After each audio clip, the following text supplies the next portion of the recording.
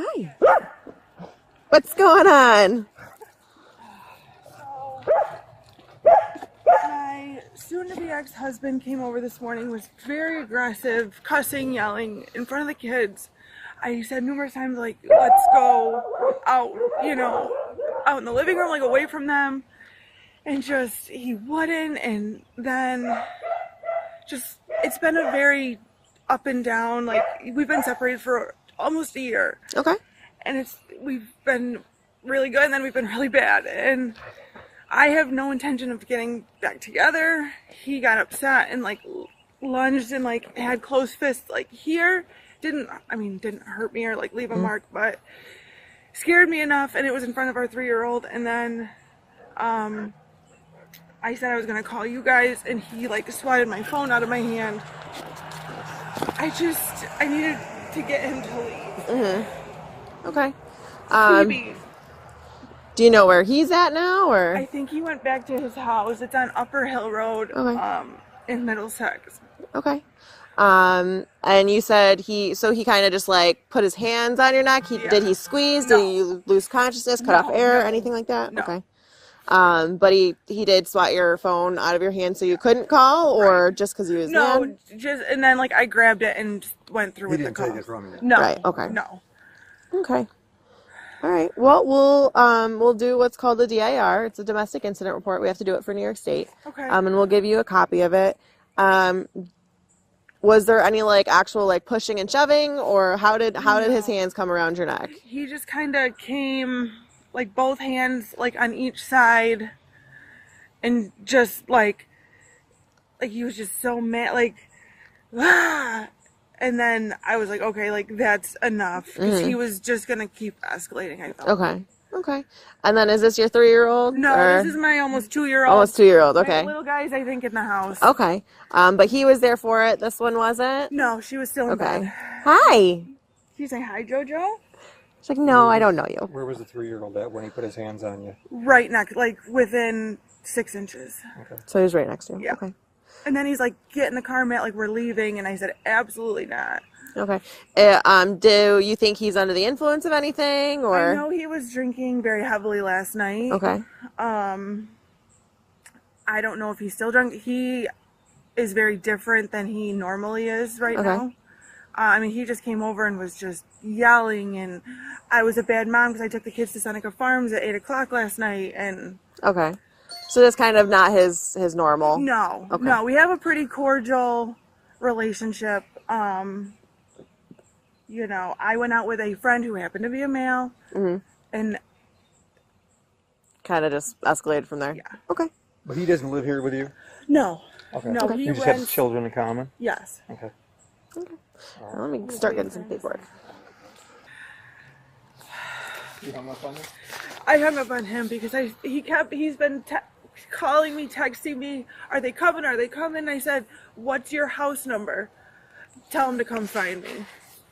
This is the point where many observers tend to jump to conclusions very quickly. Some will assume that the husband is clearly the abuser. Meanwhile, others will argue that this is merely a divorce-related argument and everything is being blown out of proportion. But if we look closely at how the police handle the situation, we will see that they are in no rush to fully believe anyone. The reason is quite simple. In domestic conflicts, especially those occurring alongside a divorce or a child custody dispute, emotions are often pushed to the extreme. Both sides may feel that they are the victim. Both sides can recount the story in a way that is most advantageous to themselves. What the police care about is not who is crying more, who is angrier, or who tells a more convincing story. They focus on verifiable facts. For example, whether physical contact occurred or not, whether there are witnesses, whether there is visual or audio evidence, and crucially, whether children were present at the time of the conflict. Many people do not realize that under the laws of many U.S.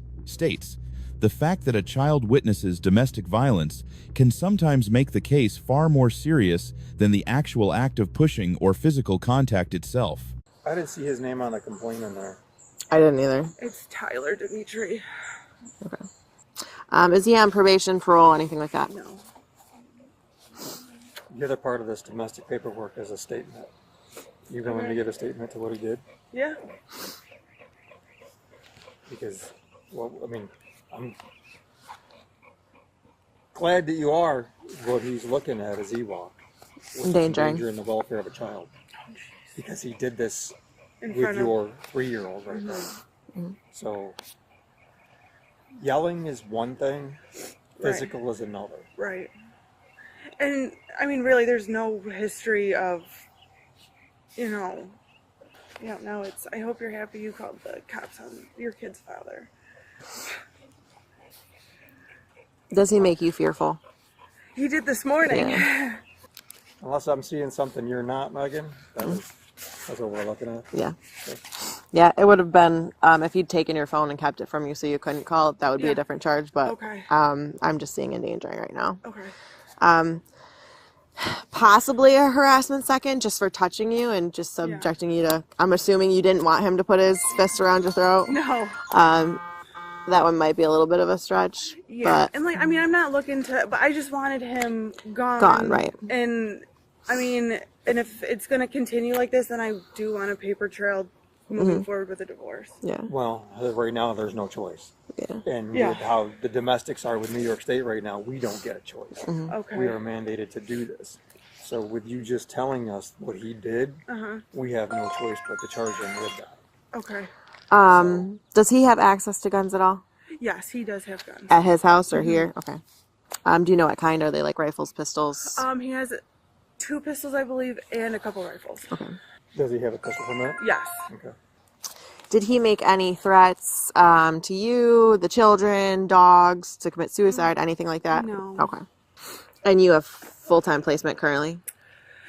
Yeah, like. Or he stays here most of the time? He stays here Okay. most of the time. Yep. This him right here? No, I think. White pickup truck? Nope. His is newer. And have you guys had like verbal altercations before? Yes. Okay, nothing physical though. All right, and these are some random questions the state says we have to ask, okay? Okay. Has he ever threatened to kill you or your children? No. Ever strangled or choked you? Nope.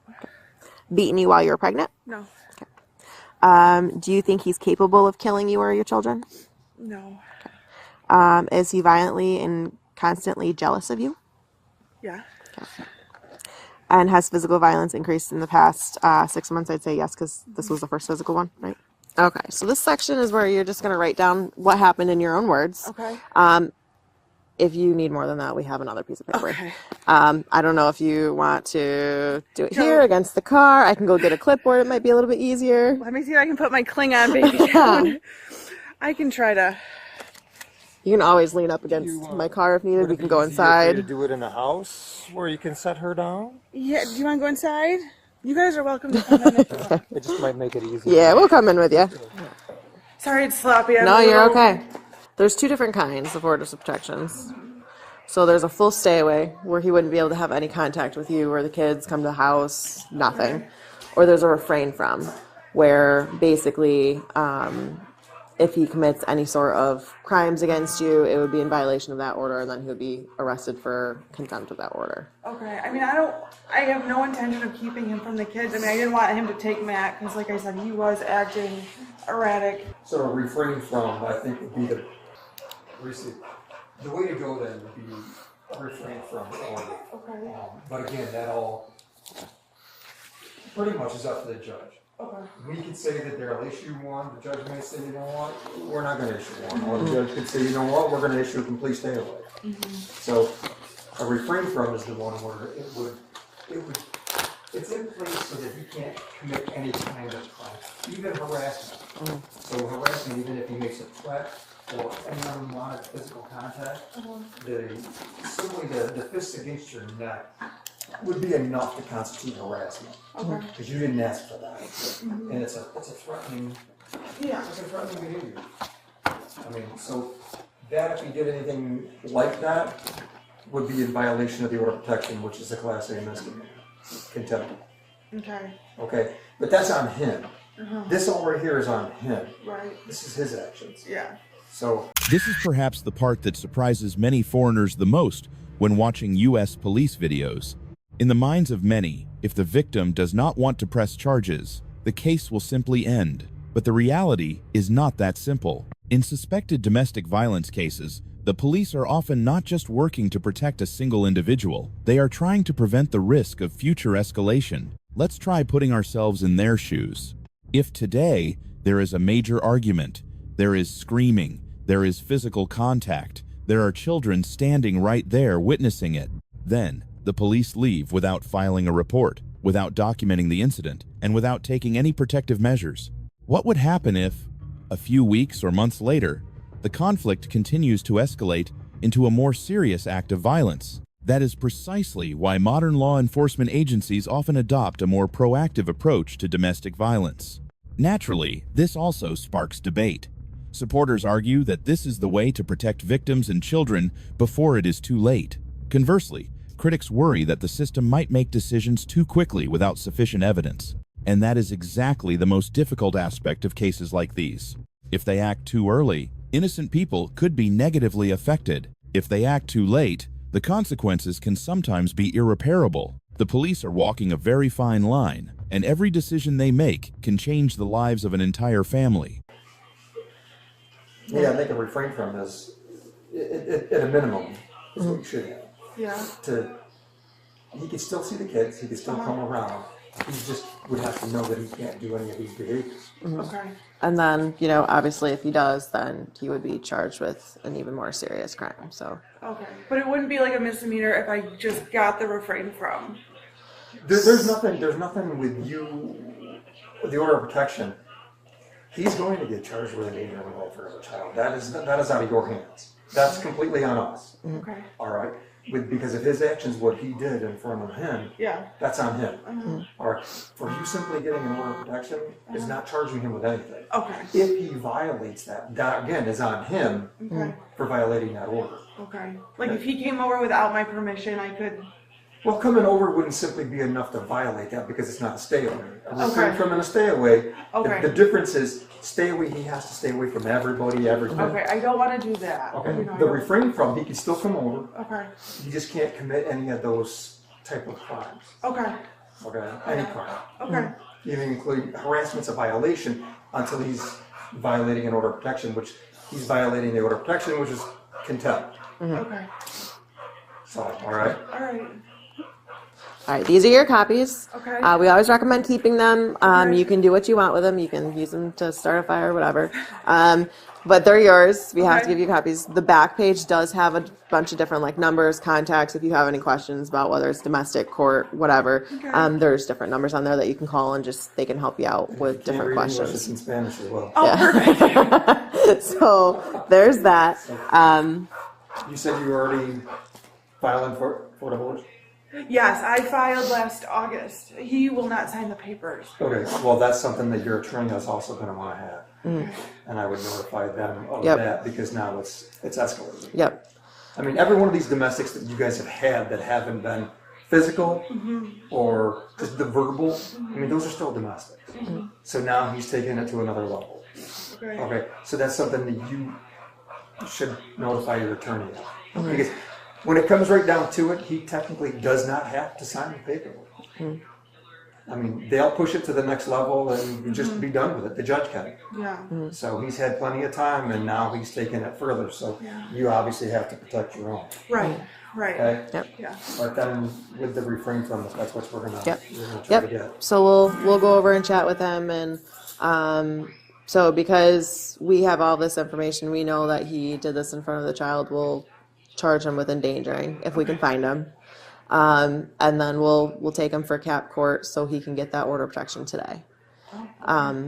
If we can't find him, then what we'll have to do is we'll have to get a warrant and then go try to find him later. But if we can find him right now, if he's home, then that would be best case scenario. We'll just take him to do processing. He'll have to wait until court this evening, but maybe that'll give him time to cool down anyway. Yeah.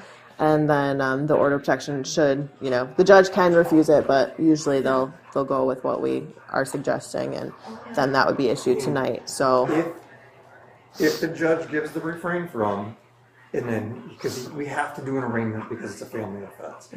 So when he gets out of there, he's going to have to sign this order of protection at court. He can refuse to sign it, but he'll be notified if the judge issues it. If he issues it and there's still a refrain from, If he starts sending you text messages or phone calls and leaving you threatening messages is violating that order of protection, and you need to call it in. Because if you don't call it in, and it's discovered later that you are not calling it in and not protecting these two, that'll come back on you. Okay? I mean, you can, that's your business later if you so choose to have it dropped. I wouldn't suggest it, but people do it. Okay. But it's there to protect. Yeah, and that's what's most important. Yep. Exactly. So we'll do that. We'll try to go find him at his house, and we'll go from there. Okay? All right, I'm really sorry, guys. No, hey, no need to be sorry. It is our job. That's what we're here for. Okay? And then, like we said, if this stuff continues to happen, document it every time because it just helps you. Okay? Okay. All right. So, hopefully somebody will make contact that an order was, what kind of order was issued, or if the judge refused to issue an order. I have not seen one yet refuse to issue an order, Okay. at least to refrain from in a domestic situation. They're usually willing at minimum.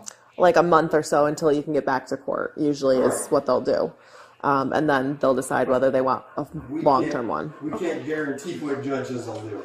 That's Yeah. I've never seen one refuse to give an order on a family offense. Okay. All right. Well, And thank you guys. do you want me to give you a call if we can't find him? Sure. Okay. And I'm pretty sure he's there, okay. but Okay. Well, we'll go chat with him and we'll go from there. Okay. thank you. You're welcome. How are you? This is the most thought-provoking moment of the entire story. Up until now, we are only just beginning to hear more from the husband's side. And interestingly, almost all domestic cases share this in common. Each side has their own version of the truth. The wife sees a man out of control, showing up at the house, yelling, and making physical contact. The husband may see himself as someone who is misunderstood, or he may believe that his actions were not serious enough to warrant an arrest. The issue is that the law does not operate based on personal feelings. It operates on evidence, testimonies, and legal standards.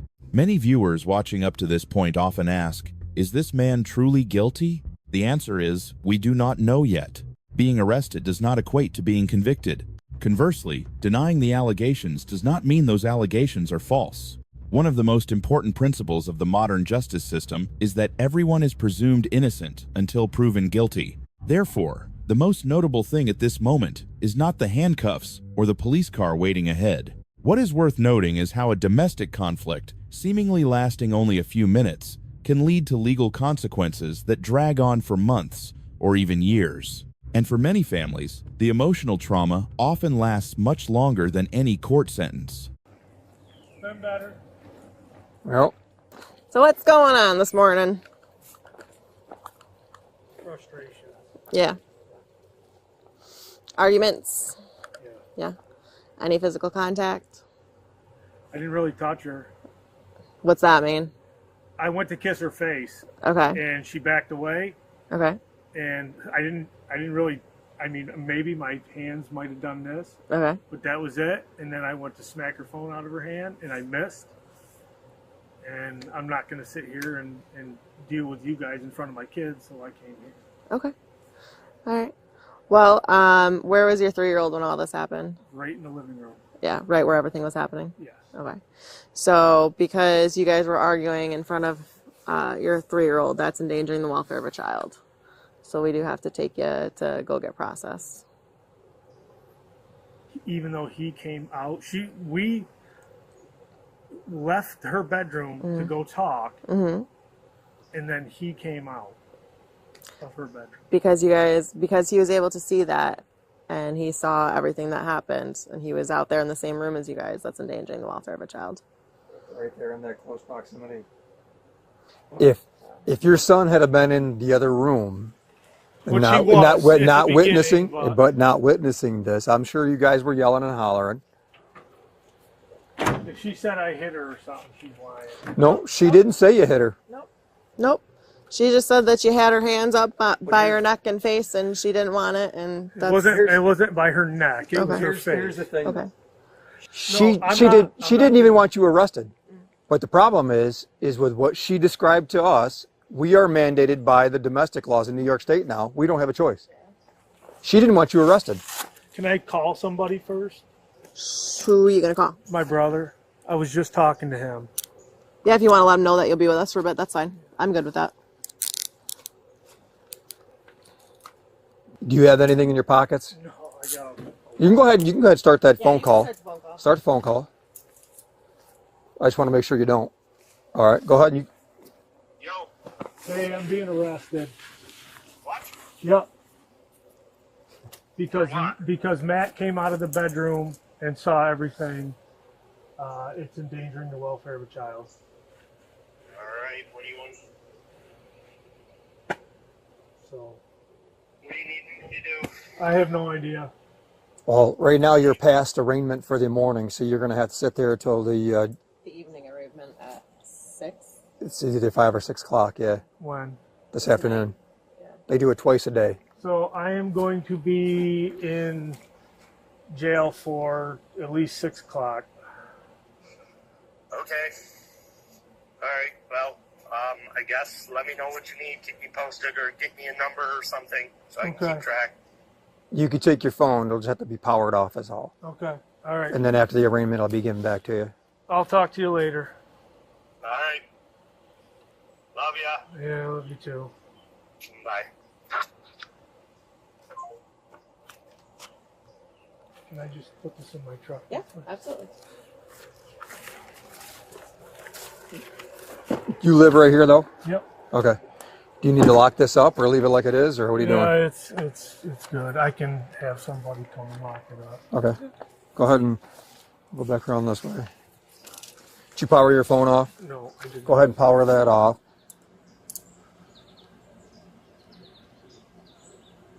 Like I said, after your arraignment, You'll get it back. they'll give all that back to you. Then you can make whatever phone calls you need to make.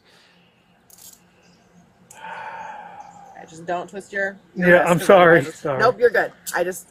Once you start twisting them, it's gonna tighten up on you, and I don't want it to pinch you.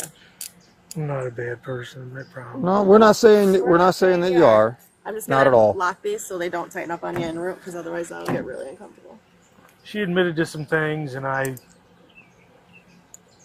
Like I Like said, you guys are going through a long divorce. like I said, she didn't want you arrested, but with what she described and where your son was, we don't have a choice. Yeah, we're obligated by the state. So we're gonna go up actually to my car. So yeah, it'll be a little bit easier for you. Just watch your head.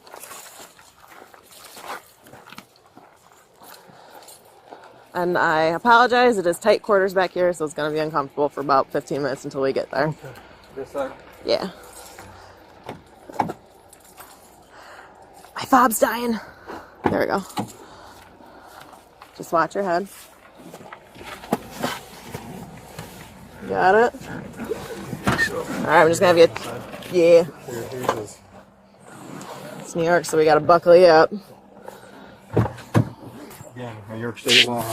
Everybody had.